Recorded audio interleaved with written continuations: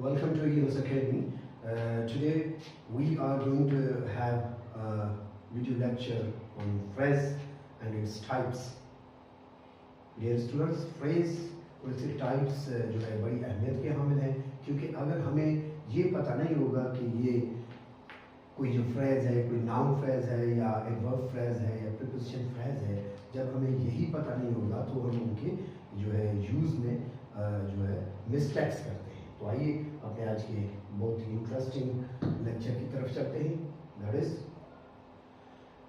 Phrase क्या है dear students? Let's define phrase a group of words which has no subject verb combination. अब phrase क्या है? Group of words होगा और सब्जेक्ट होगा तो वर्ब नहीं होगा, और वर्ब होगा तो सब्जेक्ट नहीं होगा। उस ग्रुप ऑफ वर्ड्स में उसको फ्रेज कहेंगे। लेकिन दूसरी बात का भी ख्याल रखना पड़ेगा कि फ्रेज जो है इनकम्प्लीट सेंस देता है, कंप्लीट सेंस नहीं देता, इनकम्प्लीट देता है। मीनिंग अलग चीज़ होती है, लेकिन हम सेंस की बात कर रहे हैं, यानी वो इनकम्प्लीट सेंस देगा। और कंप्लीट सेंस जो देगा हम उस क्लास को सेंटेंस कहते हैं, वो फिर क्लास हो जाएगा लेकिन वो सेंटेंस हुआ। तो कुछ एग्जाम्पल देखिए। A beautiful house. अब ग्रुप हम दो या दो से ज़्यादा वर्ड्स को हम ग्रुप कहते हैं। यहाँ पर देखें ब्यूटीफुल हाउस, इसमें तीन वर्ड्स हैं, एक आर्टिकल है, कोई एडजेक्टिव है, कोई नाउन है। लेकिन यहाँ पर इस ग्रुप ऑफ वर्ड्स की एक खास बात कि इसमें वर्ब नहीं है, तो हम कहेंगे ये फ्रेज है। हम उसके टाइप पर का जिक्र अभी नहीं करते, लेकिन ये एस्टेब्लिश हो गया कि ये एक फ्रेज है। उसके अलावा वेरी ऑनेस्ट, यहाँ पर भी दो वर्ड्स हैं, यानी ग्रुप ऑफ वर्ड्स है यहाँ पे, लेकिन यहाँ पर भी वर्ब मिसिंग है, तो हम कहेंगे ये भी फ्रेज है। और ये दोनों देखिए इनकम्प्लीट सेंस दे रहे हैं। हमें कुछ सेंस मिल रहा है कि किसी ब्यूटीफुल हाउस की बात हो रही है, किसी ईमानदार यानी ऑनेस्ट कोई शख्स है, कुछ भी है, उसकी बात हो रही है, तो ये इनकम्प्लीट सेंस दे रहा है, ये फ्रेज है। कितना फ्रॉक, यहाँ पर भी देखिए ग्रुप ऑफ वर्ड्स में हमें वर्ब है लेकिन सब्जेक्ट पार्ट मिसिंग है, तो ये भी फ्रेज हुआ। In a beautiful way, four words हैं यहाँ पर इस ग्रुप ऑफ वर्ड्स में, लेकिन वर्ब पार्ट नहीं है, तो यानी कोई चीज़ खूबसूरत तरीके से हो रही है, ये फ्रेज है। वेरी स्लोली, ये भी दो वर्ड्स हैं, यानी ग्रुप ऑफ वर्ड्स है, but there is no verb part, तो ये हमारा फ्रेज हो गया। ये फ्रेज के काइंड्स हैं dear students. These are various kinds of phrases. यहाँ पर देखिए हमारे पास 8 पार्ट्स ऑफ स्पीच होते हैं, लेकिन फ्रेज की जो टाइप्स हैं वो हैं 5, यानी noun phrase, adjective phrase, verb phrase और एडवर्ब फ्रेज और प्रीपोजिशन फ्रेज। यानी हमारे पास प्रोनाउन फ्रेज नहीं होता और कंजक्शन फ्रेज नहीं होता, और इसके अलावा इंटरजेक्शन फ्रेज नहीं होता। बाकी ये फ्रेज के हमारे पास 5 टाइप्स होती हैं।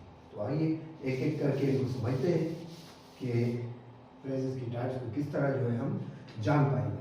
देखिए, माय फेथफुल फ्रेंड, ये ग्रुप ऑफ वर्ड्स अभी हमने एस्टेब्लिश किया, ये फ्रेज है, लेकिन क्या यहाँ फेथफुल की बात हो रही है या फ्रेंड की? इस ग्रुप ऑफ वर्ड्स में देखें, हमारा जो फोकस है दैट इज फ्रेंड, और ये नाउन है, फ्रेंड कॉमन नाउन है, तो ये हमारा नाउन फ्रेज हो गया। यानी ऐसा फ्रेज की टाइप हम कैसे डिसाइड करेंगे? पहले एस्टेब्लिश करेंगे वो फ्रेज है, फिर वो ग्रुप ऑफ वर्ड्स जिस पार्ट ऑफ स्पीच पे फोकस करेगा हम कहेंगे उसकी टाइप वो है। ओके, द हाईएस्ट पीक, यहाँ पर देखिए आर्टिकल भी है और हमारे पास यहाँ पर एडजेक्टिव की सुपरलेटिव डिग्री यहाँ पर यूज हुई है हाईएस्ट। लेकिन हम बात किसकी कर रहे हैं, हाईएस्ट की या पीक की? तो पीक की हम बात कर रहे हैं, इसीलिए ये हमारा जो फ्रेज है वो हो गया नाउन फ्रेज। आगे चलते हैं। हैव टू डू, अब देखिए यहाँ पर 3 वर्ड्स हैं, देयर आर 3 वर्ड्स और है हमारे पास 3 वर्ड्स हैं। हैव टू डू, यहाँ पर कुछ करने की बात हो रही है लेकिन कोई भी सब्जेक्ट नहीं है, तो पूरा फोकस जो है वर्ब पर है, तो ये वर्ब फ्रेज हो जाएगा। इसी तरह टू कॉल ऑफ, किसी को वापस बुलाना, तो यहाँ पर भी जो है वर्ब पर फोकस है, कॉल पर फोकस है, ग्रुप ऑफ वर्ड्स है, और ये हो गया हमारा वर्ब फ्रेज। यहाँ पर कोई सब्जेक्ट है, किसी और चीज़ की बात नहीं हो रही, दोनों फ्रेजेस में कुछ करने की बात हो रही है, या यहाँ पर भी कॉल की बात हो रही है जो कि वर्ब है, तो ये वर्ब फ्रेज हो गया। इसी तरह देखें आप वेरी स्लोली, यहाँ पर देखें वेरी भी एडवर्ब है, स्लोली भी एडवर्ब है, ये ग्रुप ऑफ वर्ड्स हैं। लेकिन अब क्योंकि ग्रुप ऑफ वर्ड्स है तो ये तो जो है फ्रेज हो जाएगा। अब इसमें वर्ब पार्ट भी नहीं, ये फ्रेज है। लेकिन बात वेरी की हो रही है स्लोली की, स्लोली की बात हो रही है, स्लोली एडवर्ब है, तो पूरे का पूरा ये ग्रुप ऑफ वर्ड्स हमें एडवर्ब का सेंस दे रहा है, तो ये एडवर्ब फ्रेज हो गया। इसी तरह मच क्विकर, ये दोनों एडवर्ब्स हैं। मच क्विकर क्योंकि एडजेक्टिव एडवर्ब को क्वालिफाई नहीं करता, ये मच भी जो है एडवर्ब होकर यहाँ पे यूज हुआ है और क्विकर को जो है क्वालिफाई कर रहा है, तो ये एडवर्ब फ्रेज हो गया। आगे चलते हैं, यहाँ पर देखिए very funny, very funny. There are two words, so this is group of words and verb part is missing. यहाँ पर verb part नहीं है, ये phrase है। तो बात वेरी की कर रहे हैं या फनी की। फनी एक एडजेक्टिव है, तो कह सकते हैं फनी मैन, फनी मूवीज, तो ये एडजेक्टिव फ्रेज हो गया क्योंकि ये एडजेक्टिव का काम कर रहा है। आगे चलते हैं, afraid of the dark. Afraid of the dark जो है यानी अगर मैं कहूँ जो कोई डार्क से डरेगा वो क्या होगा, वो शब्द कहलाएगा टिम्ड। अगर मैं एक वर्ड में कहूँ टिम्ड या मैं ग्रुप ऑफ वर्ड्स में कहूँ तो ये एडजेक्टिव है और इसकी जगह मैंने एडजेक्टिव फ्रेज यूज कर दिया, तो ये भी एडजेक्टिव फ्रेज है क्योंकि ये ग्रुप ऑफ वर्ड्स एडजेक्टिव का काम कर रहा है।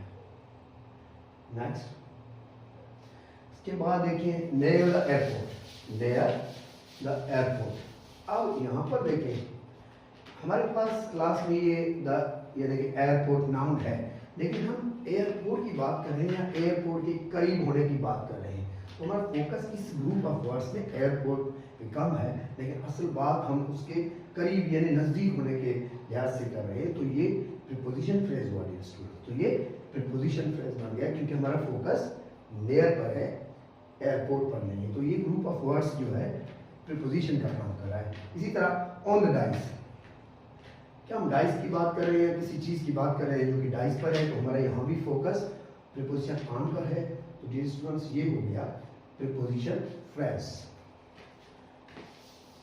तो जैसे मैंने आपसे कहा कि हमें जब तक ये पता नहीं चलेगा until and unless we do not know the type of phrase we cannot use it correctly, we are prone to mistakes, तो हम गलतियाँ करते रहेंगे। तो फ्रेज को पढ़ना, फिर उसके टाइप्स को पढ़ना, उनको समझना, उनको यूज़ करना कब होगा, जब आप अच्छे तरीके से कोई भी आप पैसेज पढ़ रहे हो, कोई न्यूज़पेपर का आर्टिकल पढ़ रहे हो, लेकिन वहाँ पर जब भी आपको एक ग्रुप ऑफ वर्ड्स मिले तो आप उनके फंक्शन के लिहाज से उसको जानोगे। अब आते हैं, उम्मीद है कि आपने जो है ये टाइप्स ऑफ फ्रेज और फ्रेज को अच्छी तरह से समझ लिया है। अब देखते हैं in the garden, identify the phrase.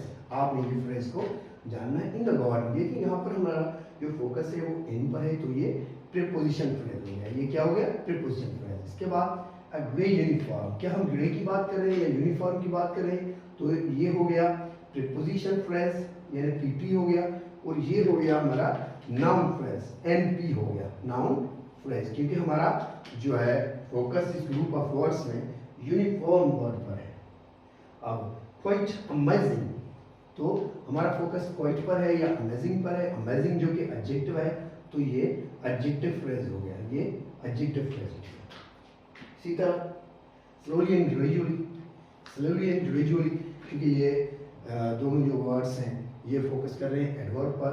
The train means we should work slowly and gradually, हमें यानी आस्ता आस्ता यानी कंटिन्यूटी से काम करना चाहिए, slowly and gradually, but we should always keep on working. So हमारा ये फोकस वर्ब पर करेगा, तो ये एडवर्ब फ्रेज हो गया, ये हो गया एडवर्ब फ्रेज, एडवर्ब फ्रेज हो गया, ये एडवर्ब फ्रेज बन गया ये स्टूडेंट।